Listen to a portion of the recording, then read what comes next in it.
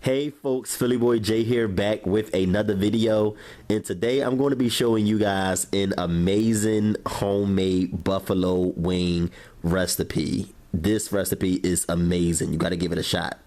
What you're going to do first is you're going to get your frozen wingettes. You're going to place them in a bowl. To the bowl, you're going to add lots of water and a little bit of salt. And you're going to allow your wingettes to sit in this salt water solution until they are all thawed out and defrost. Okay? Here are the seasonings and the ingredients that you're going to need for your buffalo wings. We're not going to be seasoning our wingettes with much, just black pepper and salt. You're going to need some margarine or butter. Crushed red peppers are optional.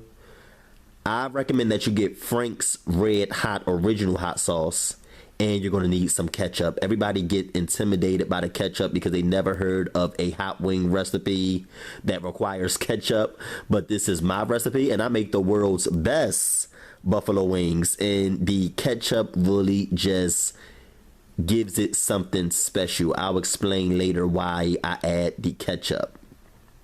So what you're going to do once your wingettes are defrost and thawed out is you're going to drain the water, and then we're going to season them lightly with a little bit of salt. Like I said, we're going to be getting some salt from the hot sauce and the ketchup, so you don't want to add too much sodium to this recipe.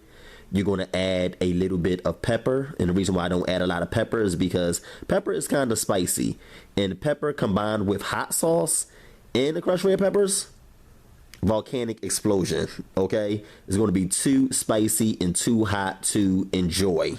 You want to be able to enjoy these buffalo wings. You don't want it to burn your tongue. So we're going to massage the seasonings in,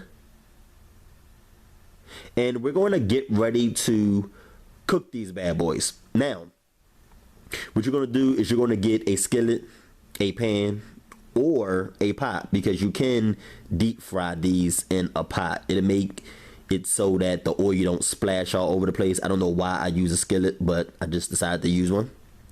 You're going to add your oil to the skillet. You're going to place it over high heat. Not high heat, medium high heat. Okay? So make sure it's on medium high heat. You don't want to burn the wings. So not very high, but medium high heat. Okay? Once your oil gets hot after about 7 to 9 minutes, you're going to add your wingettes, and you're going to fry them until they're nice and crispy and brown. And I'm going to let you guys know later how you can retain the crispiness of your wingettes. We're going to fry these bad boys so they get nice and brown. And another thing, you might want to use old oil. The kind of oil that I'm using is vegetable oil. I use vegetable oil or canola oil to fry wingettes. Otherwise, they are not going to get brown, guys. I'm telling you, do not use olive oil to fry chicken. All right, because the wings are not going to get brown. We're already not adding any flour, and that's part of the reason why they don't get really brown. So what you want to do to help the wings get nice and brown is you want to use old oil that you used previously to make fried chicken, and that's what I'm using here. I'm using old oil, all right, to get my wings nice and brown. Otherwise, they're not going to get brown. Okay, do not use brand new oil. And there is my second batch. I like to fry about 10 wingettes at a time. And for those of you who are wondering, the reason why I don't coat my wingettes with flour is because once you add the buffalo sauce, the flour gets really soggy and you can't keep them for long. So if you do use flour, you're going to have to eat them automatically. You can't save them overnight or place them in the refrigerator, because the next day the flour is going to puff up and it's going to be really soggy and just You don't want that. All right. So that's why I don't add flour. Now, what you're going to do is you're going to place them on a paper towel and let all of that excess oil drain. Meanwhile, we're going to make our buffalo wing sauce. This is how I make my sauce. You're going to get a skillet or pan and you're going to place it over low heat. Not high heat this time. Place it over low heat. Okay? You're going to add your margarine or butter. And now I'm going to explain to you how to retain that crispiness. A lot of people say, once I add the sauce, my buffalo wings get really soft and they're not as crunchy and crispy. Well, the reason that is because you're adding too much sauce. So don't add a lot of sauce. For the amount of wingettes that I'm using, this is not a lot of sauce. Okay? So add your hot sauce and then add your ketchup. I noticed that when I don't add ketchup, the buffalo wings are really sour and bitter and it don't have a good taste. So I add the ketchup because the ketchup adds a little sweetness to it and just balances out all the flavors. Trust me, you guys are going to love it. All right. I do not make buffalo wings if I don't have ketchup. It just balances out the taste. But don't add a lot of sauce. Do not add a lot of sauce. And we're using 20 wingettes. And that is a small amount of sauce for 20 wingettes. So you just want to add enough buffalo sauce to coat the wings. You don't want your wings swimming in buffalo sauce. That's the reason why they get soggy and they're not crispy. So in order to make sure that the wings retain its crispiness, just don't add a lot of sauce. Just add enough to coat them. Now, here's another thing. Once you coat your wings in the sauce, what I'm doing now is just tossing them, making sure they're well coated.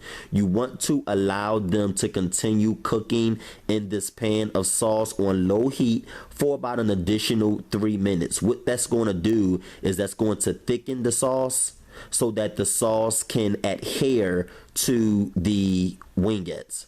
You ever see buffalo wings and the sauce is so watery and it just slides right off of the wings? That's because you didn't allow it to cook a little while.